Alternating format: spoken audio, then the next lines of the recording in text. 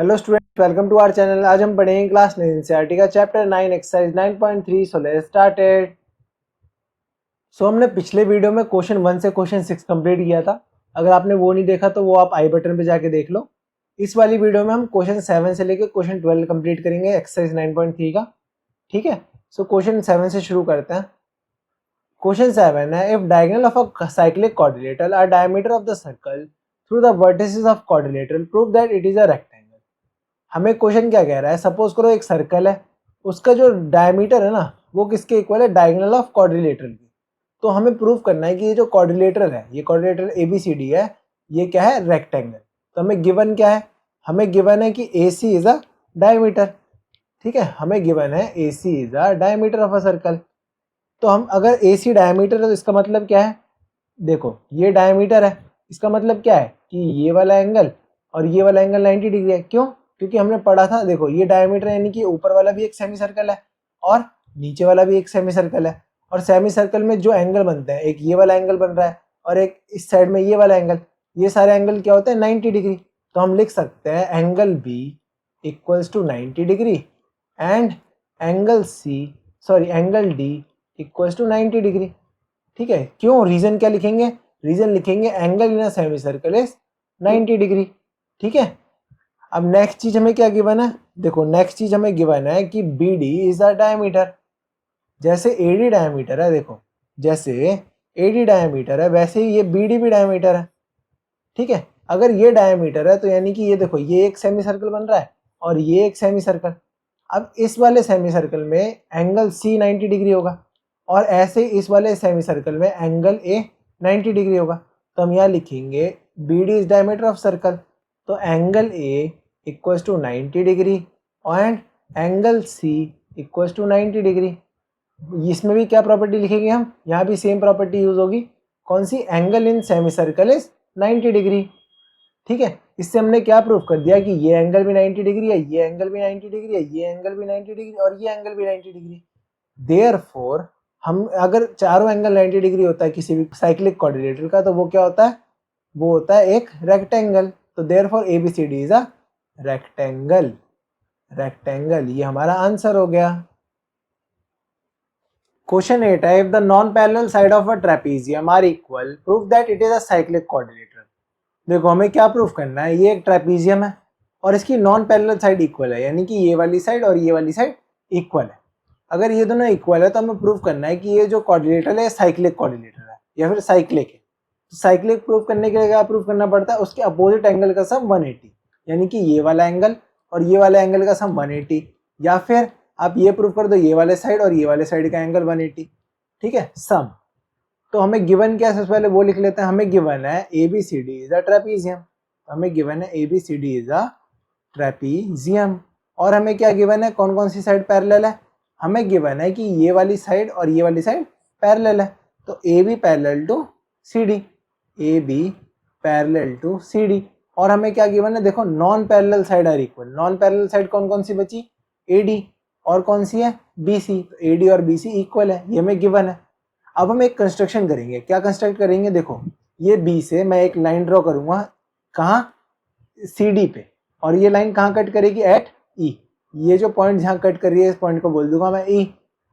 तो मैं यहाँ क्या लिखूंगा, ज्वाइन B सच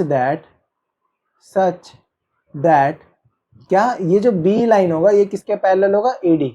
तो B पैरेलल टू AD। ठीक है, अब ध्यान दो इस वाले शेप में, इस वाले शेप में ध्यान दो, AB पैरेलल है CD के।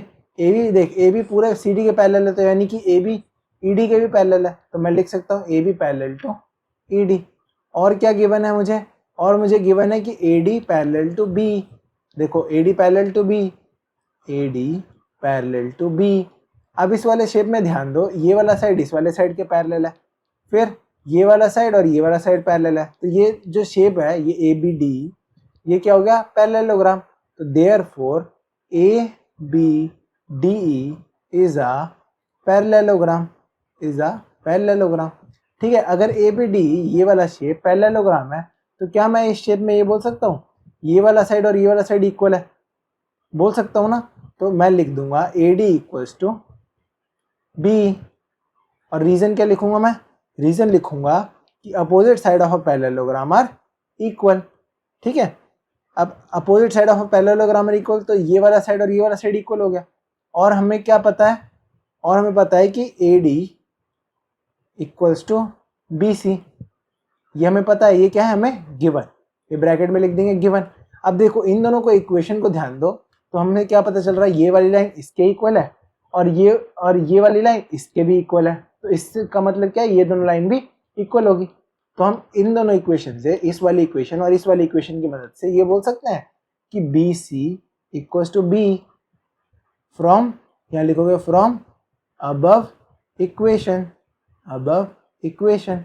ठीक है, B C equals to B, यानी कि ये वाली लाइन और ये वाली लाइन इक्वल प्रूव कर दी हमने। अब हम बात कर रहे हैं इन ट्राइंगल बी ई सी, यानी कि इस वाले ट्राइंगल।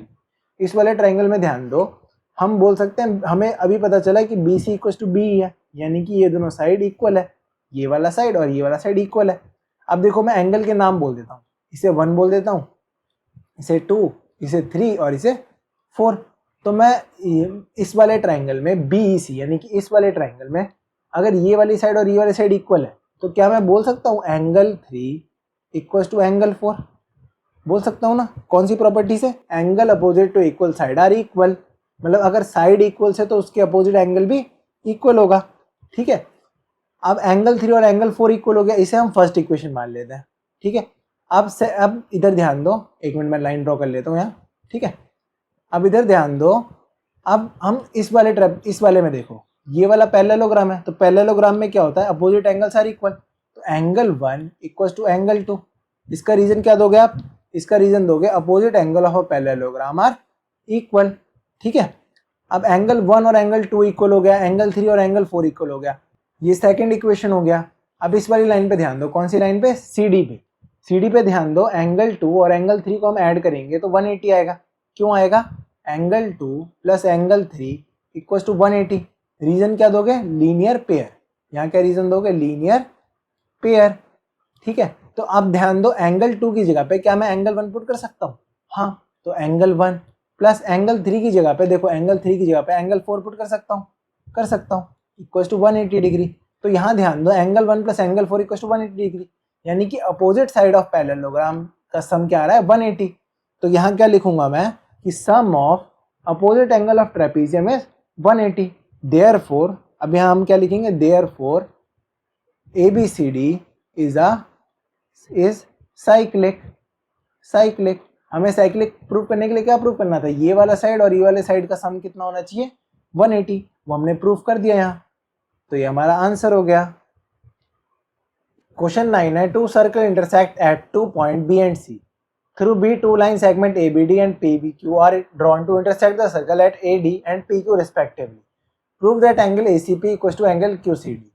हमें प्रूव करना है ये वाला एंगल और ये वाला एंगल, ये दोनों एंगल क्या है? इक्वल, यानी ये वाला और ये वाला एंगल इक्वल है, ये प्रूव करना है। ठीक है, तो इस वाले हम क्वेश्चन में कौन सा प्रॉपर्टी यूज करेंगे? हमने एक प्रॉपर्टी पढ़ी थी कि angle in same segment are equal.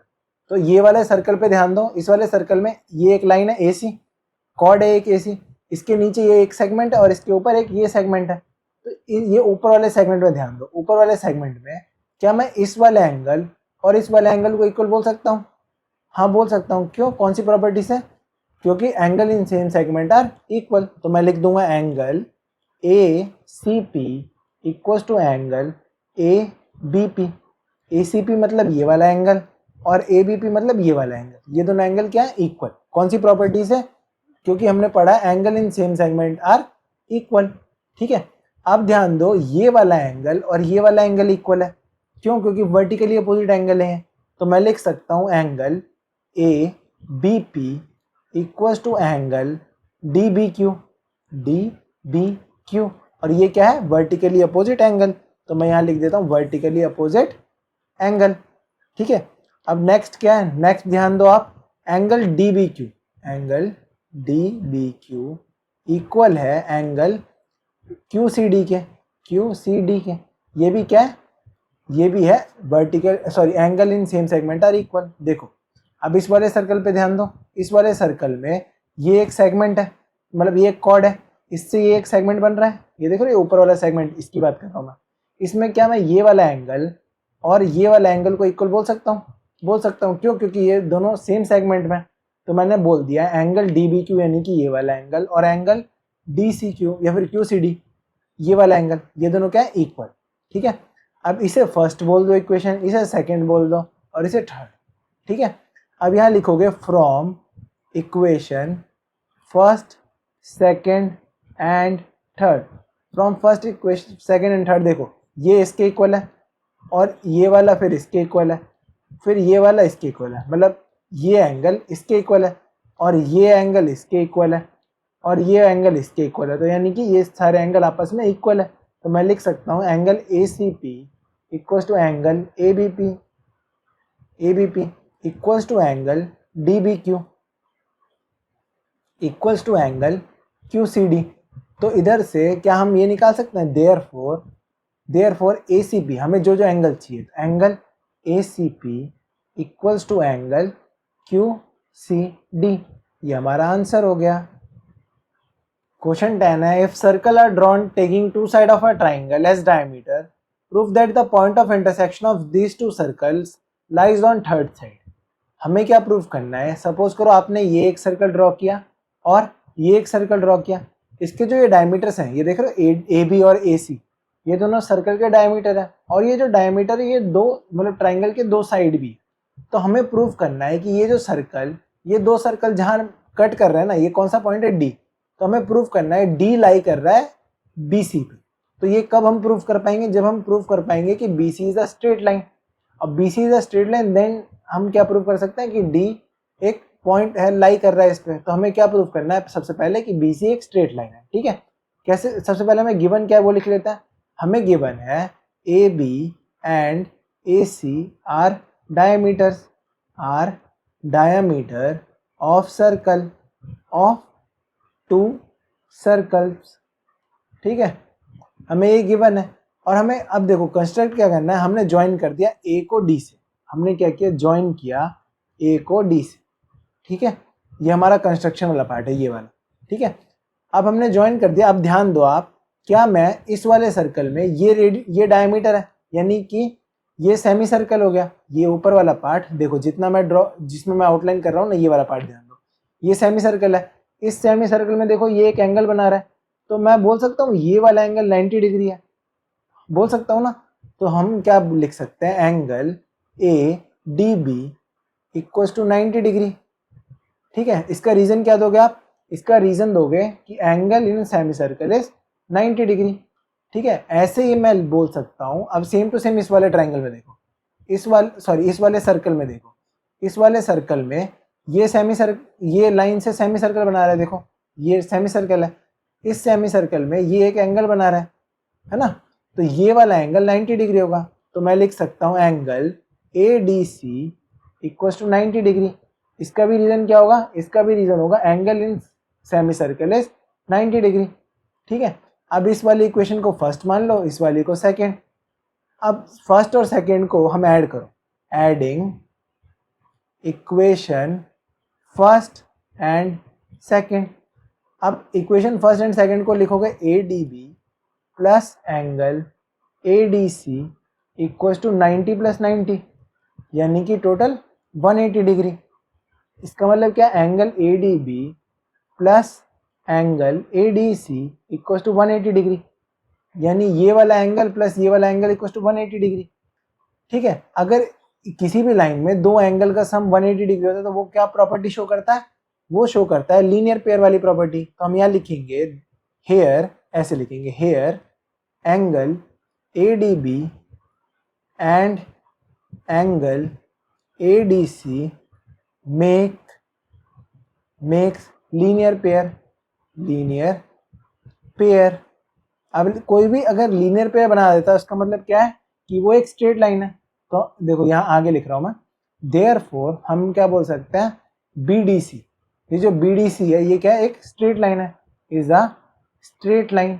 Therefore point D lies on B C, ये हमारा आंसर हो गया। क्वेश्चन 11 है ABC and ADC are two right triangle with common hypotenuse AC, prove that CAD equal to CBD।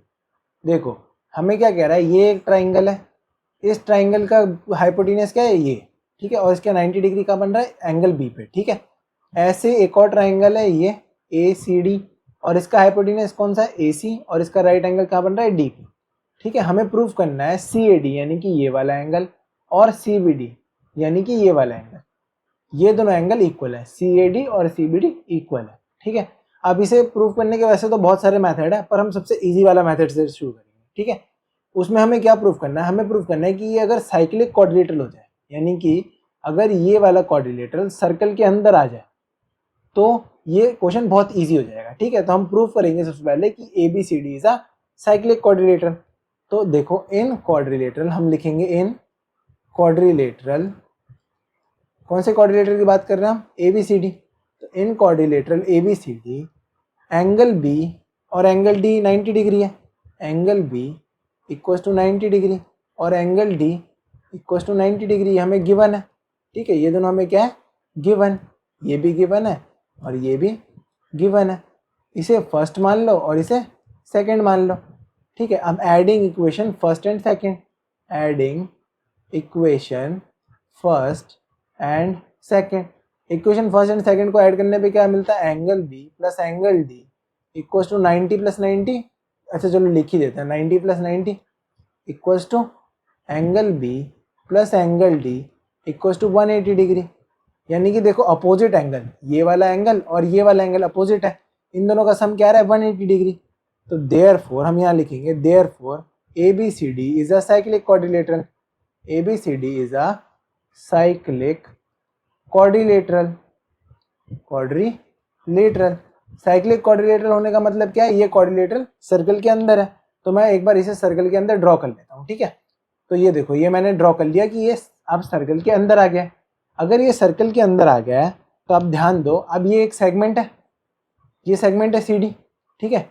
अब मैं इस बड़े वाले मतलब CD एक कॉर्ड है और इससे देखो एक ये बड़ा वाला सेगमेंट बन रहा है और एक ये छोटा वाला सेगमेंट बन रहा है। हम छोटे वाले सेगमेंट की नहीं बात कर रहे हैं, हम बड़े वाले सेगमेंट की बात कर रहे हैं, इस वाले की, ठीक है।